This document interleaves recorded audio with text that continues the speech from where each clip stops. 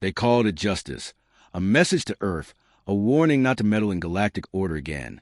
And so they broadcasted to every sector the spiral arm, believing themselves immune, untouchable, smug in their superiority as they executed 3 human women in cold blood, not on some battlefield but in sterile alien courtrooms, each wife bound and trembling while 1,000 camera eyes watched, including the cold, furious, helpless eyes of the generals who loved them, General Enoch Vale, Supreme, Admiral Lee Corrin, and Marshal Tessa Marlowe, 3 titans of Earth's military might, 3 brilliant minds whose patience was as legendary as their capacity for war. But what the Empire didn't understand, what no one ever warned them about, was that love is the only thing more dangerous than a Deathworld soldier with nothing left to lose. And when they pressed transmit on that broadcast, they didn't just murder 3 civilians, they declared the death of mercy itself. They sowed fire into the soil of history, and they fed oxygen to the wrath of gods disguised as men and women. The Empire expected grief, maybe even retaliation, but they didn't expect silence. They didn't understand the quiet fury of Earth.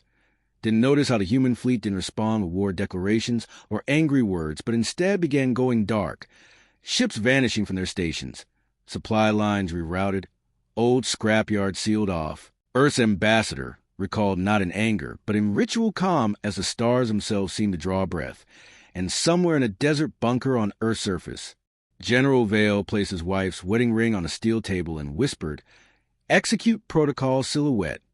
No alarms blared, no ships launched. Not yet. It was worse than that. It was stillness, precision, an earth-born wrath that moved like a virus, invisible, patient, inevitable. On the outer colonies, Imperial patrols noticed something strange. Humans walking away from their jobs, abandoning factories, silently vanishing into forests and tundras. Some with shovels, others with data cores or fusion cores or bags of seeds. Just disappearing, leaving nothing but quiet behind, as if the planet itself exhaled humanity into hiding. Meanwhile, Marshal Marlowe disappeared too, retired, the Empire claimed, disgraced by grief. But they didn't know she was already in deep orbit, commanding the Aurora Chamber, Earth's most classified vessel, an AI-born ship thought scrapped decades ago, cloaked in experimental stealth. Carried within her dead wife's recorded voice, played every night to remind her what revenge costs. The Empire celebrated victory, sent diplomats to scold her for its lack of gratitude, warned of consequences if aggression followed. But the diplomats never returned, their shuttle found drifting to the Orion Belt, engines intact. Every soul aboard vanished, their clothes folded neatly on their seats. Panic crept in like mold beneath the gold trim of the Imperial Palace. And then came the first real sign. At exactly 0300 GSD, 7 of the Empire's deep space communication relays failed simultaneously. Stations embedded inside asteroid belts, protected by elite sentries, all severed at once. Their interiors found weeks later filled with Earth's old war propaganda from a century ago. Messages like, "We don't start wars. We end them." Painted on walls in human blood. The Empire still didn't get it. Thought Earth was bluffing. That this was emotional chaos, not strategy. But then Admiral Corrin's fleet arrived without a single comm ping, appearing above the sky of Turo V like ghosts, black holes gleaming in the starlight, silent, and still for 3 whole minutes before every orbital station on the planet exploded at once in perfect sync, not even vaporizing, imploding from within, as if they were sabotaged years before, and the trigger had just now been pulled. Corrin didn't say a word, didn't issue threats. She left behind one message, burned into the sky by plasma trails. "You will never see us coming again."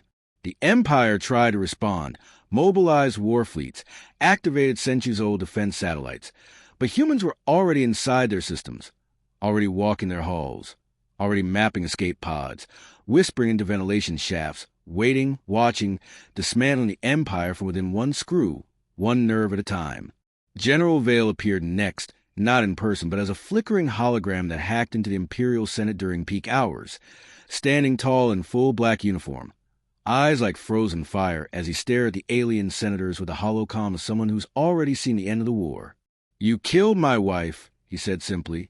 "You killed our wives. We will not match your cruelty. We will exceed it. The next time you breathe, remember that breath was permitted. Then he was gone, and within 6 hours, every senator who had voted for the executions was dead, each in their own way, none traceable. One found encased in solid glass, another sealed inside her home's vacuum bubble with only a paper note. This is what silence looks like. The Empire finally understood this wasn't a war. This was an extinction-level campaign, wearing a human face. They tried peace envoys again, even offered reparations, but by then, Earth wasn't answering. Earth had removed itself from the galactic commnet entirely. They weren't playing galactic politics anymore. They were making art out of vengeance. In Sector 18 Karun, an entire Imperial fleet found itself stranded. Every system fried. Every comm line playing only the wedding song of General Vale's wife on loop for 18 hours straight, until the crews went mad. One survivor lived long enough to broadcast a final, broken whisper. They're not soldiers anymore. They're ghosts. Then came the largest blow. The collapse of the Empire's heart system, Arterian Prime, where 100 billion Imperials once lived. Now an empty shell as every orbital platform turned its guns inward and fired simultaneously, coordinated through an unknown AI virus that bore one digital watermark. A silhouette of 3 human women holding hands, their eyes closed, serene. The Emperor, once draped in solar-threaded robes, fled to the core vaults, whispering to his gods, begging for safety. But the humans didn't even go for him. He was too small now.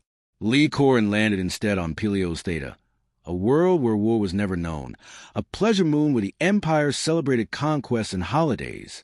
She stepped out of her ship alone, weaponless, just wearing her wife's old flight jacket. The entire planet's security force fell back, not out of protocol but instinct, as she walked to the central plaza and looked up at the Imperial Monument, a statue of galactic dominance. She placed a small metal box at its base, tapped it once, and said, "No more." Then she walked away, slow and silent, as the box pulsed once and the statue turned to dust in an instant. Pelios Theta surrendered without a shot. Across the stars, the pattern spread.